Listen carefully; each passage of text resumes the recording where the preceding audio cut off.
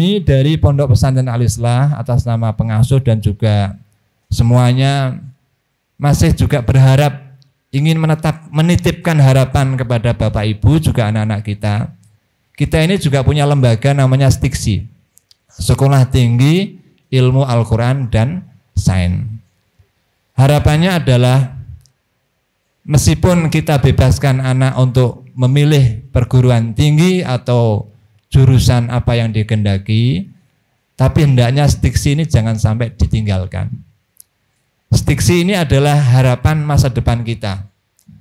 Stiksi ini memang masih muda, tapi cita-cita kita terhadap Stiksi cukup besar. Namanya saja Sekolah Tinggi Ilmu Al-Quran dan Sains. Ini mengandung harapan bahwa tempat ini akan menjadi pusat pendidikan dan kajian Al-Quran. Sekaligus juga pengembangan kajian dan pengembangan ilmu pengetahuan. Itu artinya apa? Kedepannya Stiksi itu diharapkan menjadi sebuah universitas Al-Islah yang di situ dipelajari ilmu Al-Quran, ilmu agama, dan juga ilmu-ilmu umum sains. Kira-kira ini ngecap atau ngelamun? Ini adalah doa. Doa.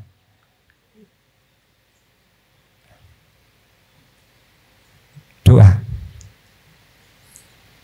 Jadi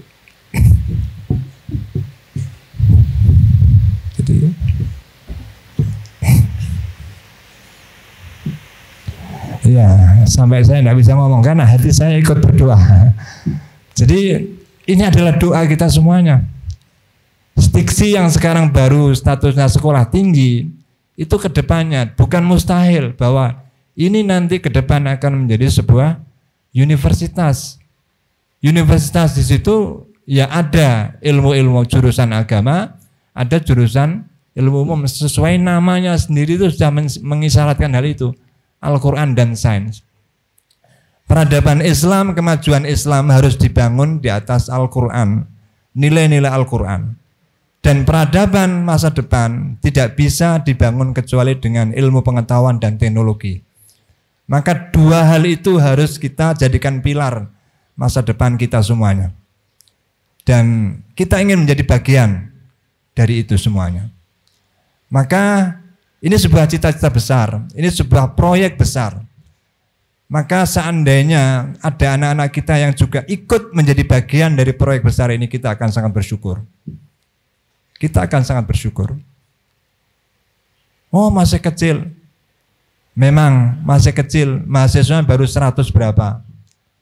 Tapi tidak ada sebuah kemajuan yang dimulai tidak dari sesuatu yang kecil.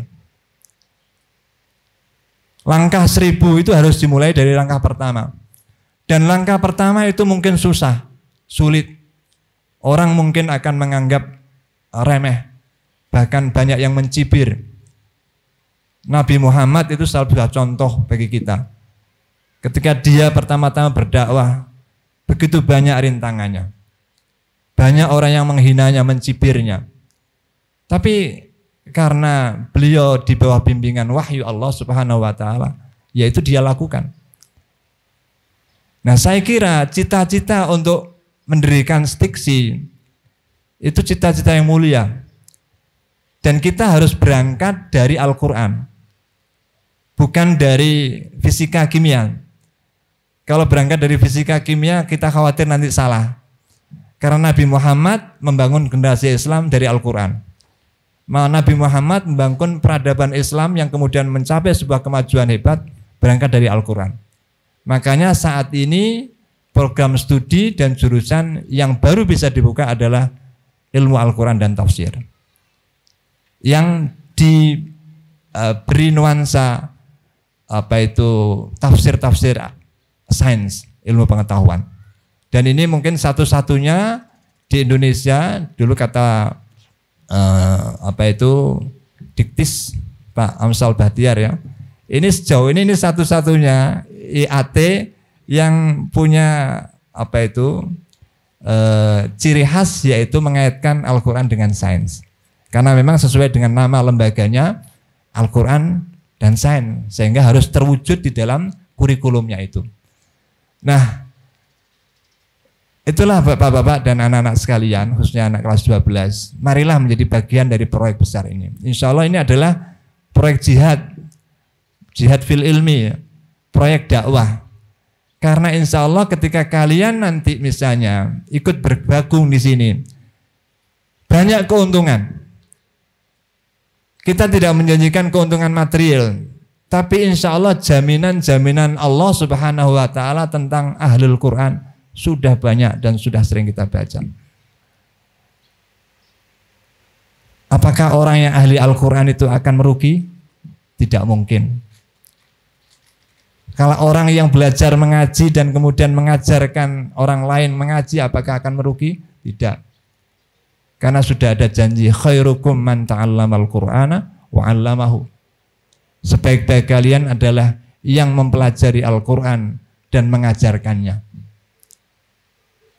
Dan kalau kita nanti di hari akhir butuh syafaat, Al-Quran itulah yang akan menyelamatkan kita. Itu ada hadisnya. Dan ada satu hadis yang lain lagi, bahwa Allah itu Subhanahu wa Ta'ala akan mengangkat seseorang atau sekaum dengan Al-Quran, tapi pada pihak lain Allah juga akan merendahkan seseorang atau sekaum dengan Al-Quran. Siapa yang menghargai Al-Quran, yang memuliakan Al-Quran, maka Allah akan mengangkatnya. Karena itulah orang yang mulia adalah orang yang turun kepadanya Al-Quran, Nabi Muhammad. Malam yang mulia adalah malam turunnya Al-Quran, yaitu Lailatul Qadar. Dan umat terbaik adalah umat yang turun kepada mereka Al-Quran, yaitu umat Islam. Kuntum khaira ummah. Apakah kita tidak mau menjadi hal yang baik-baik itu? Insya Allah kita siap. Jadi itulah beberapa keuntungan seandainya kita memilih untuk belajar Al-Quran. Dan Bapak Ibu sekalian, di sini anak-anak stiksi itu agak berbeda dari mahasiswa-mahasiswa yang lain. Karena apa? Kuliah di stiksi itu sekaligus juga ikut membantu mengasuh anak-anak. Jadi mereka selain belajar, mereka juga membina adik-adik kelasnya dalam berbagai hal. Baik dalam pelajaran, baik dalam kehidupan sehari-hari, dan yang lain-lain. Karena itu mereka yang kuliah di stiksi sejauh ini kita gratiskan. Gratis uang kuliahnya, gratis makannya, tapi harus tinggal di dalam kampus. Nah, jadi itulah. Mereka bukan pekerja, bukan. Mereka tidak dipekerjakan, tidak. Mereka kita anggap sebagai mujahid. Ikut berjuang bersama kita. Kita ini adalah hamba-hamba semuanya, tapi bukan hamba siapapun, tapi hamba Allah. Maka sering ada orang yang memuji tentang musyawarah Muhammadiyah.